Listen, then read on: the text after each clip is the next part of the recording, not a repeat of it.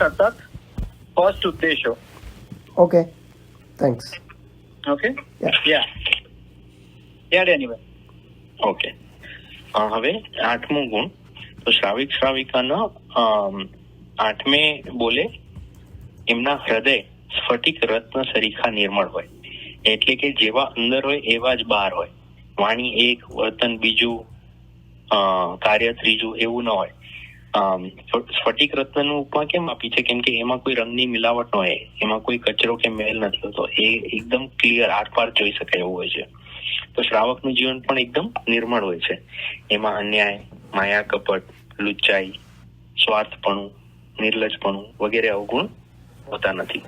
આરીસામાં જેવું હોય તેવું રૂપ દેખાય, તેવી જ રીતે શ્રાવકના વિચાર, વાણી અને વર્તન બધા એક સરખા હોય છે. So you will find comfortable talking to a few people when they are very normal or natural or honest with you.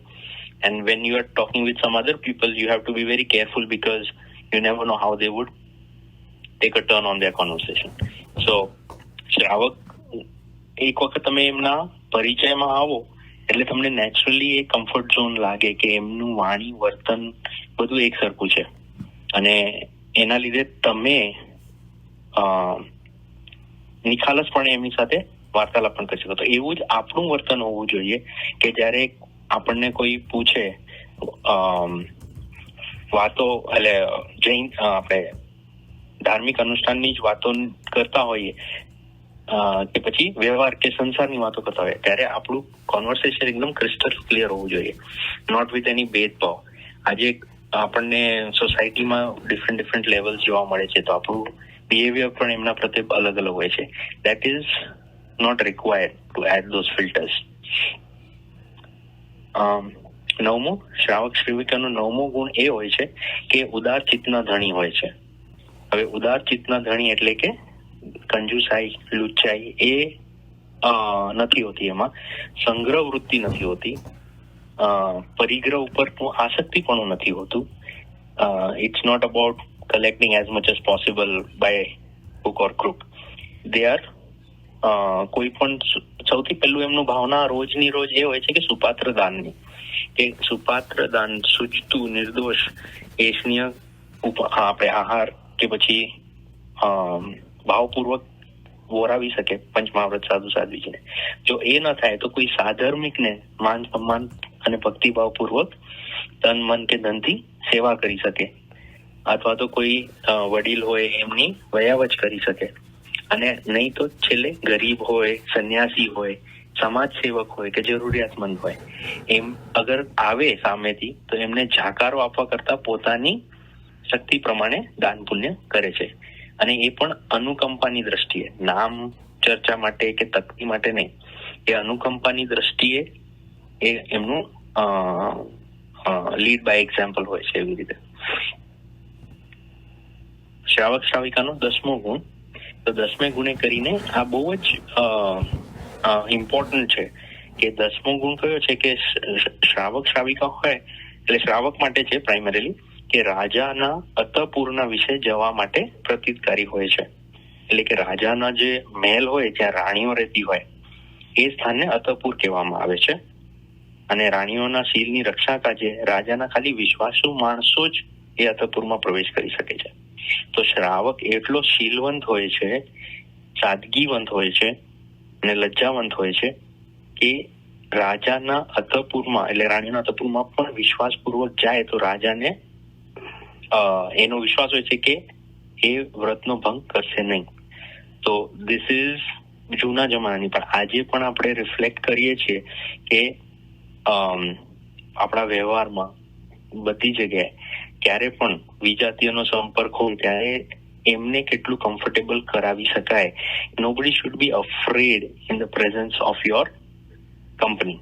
So that is how you have to look at it. 11મો ગુણ કે શ્રાવક શ્રાવિકા જે વ્રત પચખાંડ લે છે તે પાળવાને વિશે ઉદ્યમવંત હોય છે. ઉદ્યમવંત એટલે પ્રયત્નશીલ હોય છે. અને એ આપણે જૈનેશભાઈ આપણને બહુ જ સારી રીતે સમજાવે છે કે જે આપણે 14 નિયમ લઈએ છીએ તો at the beginning you take liberty of putting higher limits to all those 14 નિયમ કે ભાઈ અડધો કિલો એટલે 500 ગ્રામથી વધુ મુકવા જ નહીં લો. મેં પણ એવી જ રીતે કીધું ઇટ્સ નોટ પોસિબલ અડધો કિલો મુકવાસ એક દિવસમાં ખવાઈ જાય. પણ પછી જયારે એક વખત વ્રત નિયમમાં આવી ગયા, પ્રયત્નશીલ થયા, then reduced it to 450, 400, 350, 300 and try to come up with a limit where it's reasonable and practical. તો એવી રીતે જે પણ વ્રત પચખાંડ લે છે એમાં એ પાળવાના વિશેષ ઉદ્યમવંત હોય છે. આશ્રવ, અવિરતિ, અશુભ યોગ વગેરેના અશુભ કર્મોની જે આવક ચાલુ છે એ આવકને જેટલું એ ઓછું કરી શકે છે એના માટે વ્રત પચખાંડ લે છે. સો again the important point is કે કર્મ નિર્જરાના અર્થે એકાંત એના માટે જ કરે છે. પુણ્યને પ્રાઇમરી ફોકસ નથી આપ્યું, વાવા માટે નથી આપ્યું. એકાંત પોતાના આત્માના કલ્યાણ અર્થે જ હોય છે. નવતત્વ અને 25 ક્રિયાના જાણકાર શ્રાવક રોજે રોજ અનેક પ્રકારે વ્રત પચખાંડ લઈ અશુભ કર્મોની આવકને ઘટાડે છે. વ્રત પચખાંડ આદરીને સંવર દ્વારા અનંત કર્મોની નિર્જરા કરે છે. અને આપણે પાઠશાળામાં પણ જાણી ગયા છીએ કે એક નવકારથી કેટલું મોટું લાભ થાય છે. એ તો ખાલી પ્રયત્ન કેટલું કરવાનું છે કે રાતના આપણને એ યાદથી પચખાંડ લેવાના છે અને it can be done very comfortably. So that is how this gun can be improvised. શ્રાવક શ્રાવિકાનું 12મું ગુણ. તો 12મા ગુણમાં એક મહિનામાં 4 અથવા 6 પોષદના કરનાર હોય છે. એટલે 4 ને 6 ઇઝ એન એક્ઝામ્પલ, બીકોઝ તિથિની રીતે લઈએ તો પણ 4 તિથિ આવે, આટમ પાંખી 6 ની એંગલ જોઈએ તો એવી રીતે આવે. મોર એન્ડ મોર બેઝિકલી તો એકાંત કર્મ નિર્જરના અર્થે શ્રાવક પોષદ ઉપવાસ કરે છે. એટલે કે આહાર, પાણી, સંસાર, વ્યવહાર, વ્યવસાય વગેરે પ્રવૃત્તિને કારણે જે ઘણા પાપ કર્મો નો બંધ કરવો પડે છે એ પોષદ ઉપવાસના કારણે એમાંથી નિવૃત્ત થઈ જાય છે. તો પોષદ is a very effective medicine for જે બહાર ભાવના આપણે કરીએ છીએ એના માટે પણ એક રીતે પોષદમાં એક વખત તમે ટ્રાય કરો ને કે આખો દિવસ અને એક રાત એટલે 2 રાત ને 1 દિવસ એવી રીતે કરવું હોય તો સંપૂર્ણ પોષદ પણ આપણે દુનિયાથી કટ થઈ જઈએ. No mobile, no telephone, nothing to worry about in terms of eating, what to make, what to eat and so on. It gives you a lot of strength to focus on studying various subjects. જો આગમનું વાંચન કરવું હોય, સ્વાધ્યાય કરવું હોય ગુરુજનો પાસેથી, તો it gives you a lot of time to do that. એટલે એક્સપ્રેસ ટ્રેન તરીકે જોવું જોઈએ કે જે તમે 1 મહિનામાં કરી શકવાના હતા એ તમે અગર 24 કલાક ચોખ્ખા મળે તો 1 દિવસમાં થઈ જાય. એટલે એ પોષદના કરણહાર હોય છે. 13મે બોલે 13મો ગુણ છે કે 14 પ્રકારનું સૂચતું નિર્દોષ દાન કરવાના કામી હોય છે. એટલે કે જ્યારે પણ એમ શ્રાવિકાના એંગલથી જોઈએ તો એમની રસોઈ, એમનું વ્યવહાર રસોઈમાં ને બધી રીતે સૂચતું હોય છે કે જો ગુણીજનો પધારે તો સૂચતો નિર્દોષ આહાર, પાણી વરાવવાની તક મળે. અને શ્રાવકનું પણ આચરણ એવું હોય છે. એટલે I will give my example કે ખીચામાં મોબાઈલ રાખવાની આદત એટલી પડી ગઈ હતી કે ઇન્ડિયામાં પણ ખીચામાં પડ્યું હોય વિધાઉટ ઇવન રિયલાઇઝિંગ કે પડ્યું છે. તો એક વખત અસુચતા થઈ ગયા, 2 વખત અસુચતા થઈ ગયા, then it became a habit to not keep the phone with me.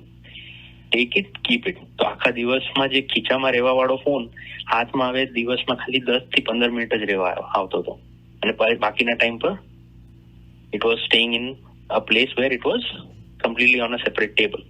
તો એ પોઈન્ટ ઓફ વ્યૂ થી કે એક વખત આપણને સૂચતો નિર્દોષ હાથ, પાણી, સુપાત્ર દાનની ભાવના જાગે તો આપણને કેવી રીતે સૂચતું રહી શકાય એના માટેની પ્રયત્ન આપણે કરી શકીએ છીએ.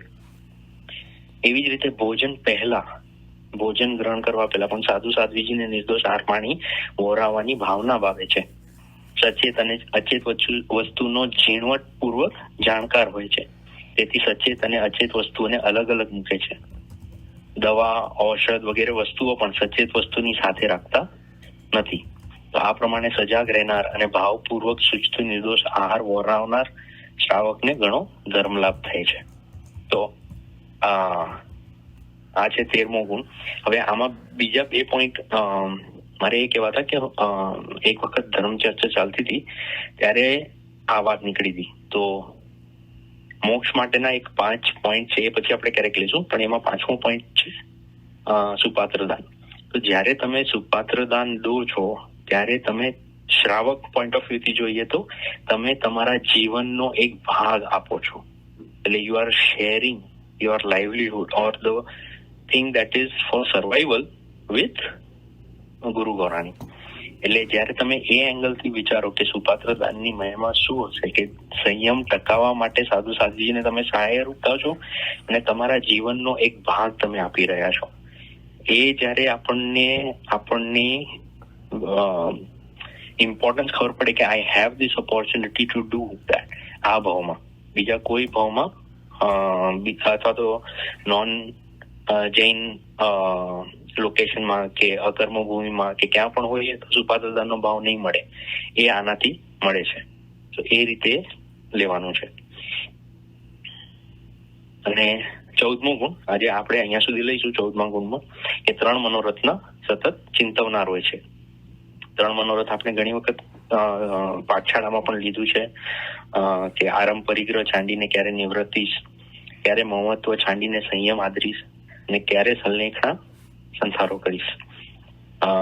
મને હમણાં until last year I did not know the details કે આ 2 વર્ડ સાથે ક્યારે કેમ આવે છે, સલ્લેખણા સહિત સંસારો, એટલે what is the meaning of that. તો સલ્લેખણા તો સંસારની ઘણી પહેલા સ્ટાર્ટ થઈ ગઈ હોય છે. સલ્લેખણા ની practice is the net practice to do proper સંસારો.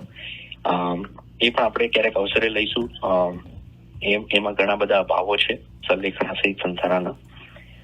સંસારો is not something that you do towards the end. It's like appearing for an exam on the day of the exam without any preparation.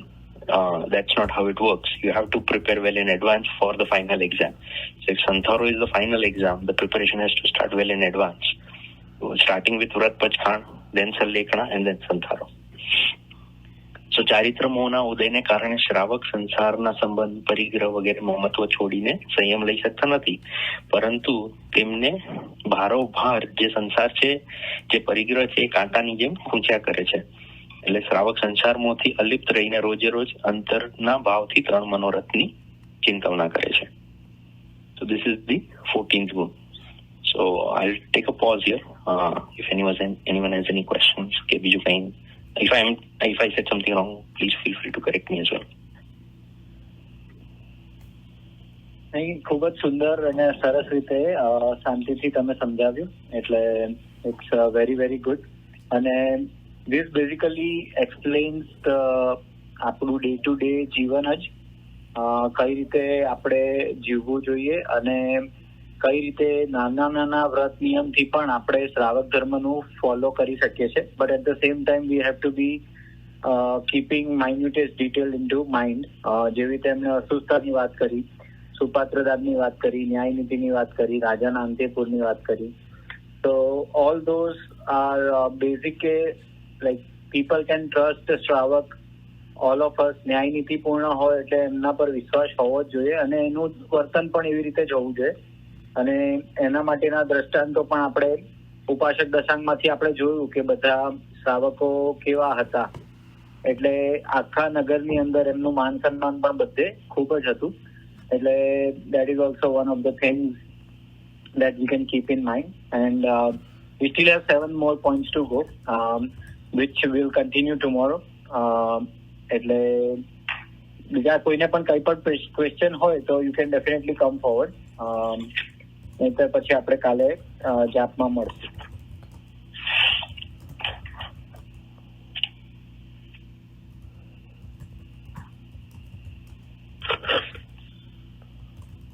Okay, આપણો નાનકડો નિયમ એક રાખીએ આપણે કે હવે જમતા પહેલા અહીંયા તો સુપાત્ર દાન દેવાનો ચાન્સ નથી મળતો, પણ જ્યારે પણ અનુકૂળતા આવે ત્યારે આપણે બધા સુપાત્ર દાન દેવાની ભાવના તો અવશ્ય ભાવશું.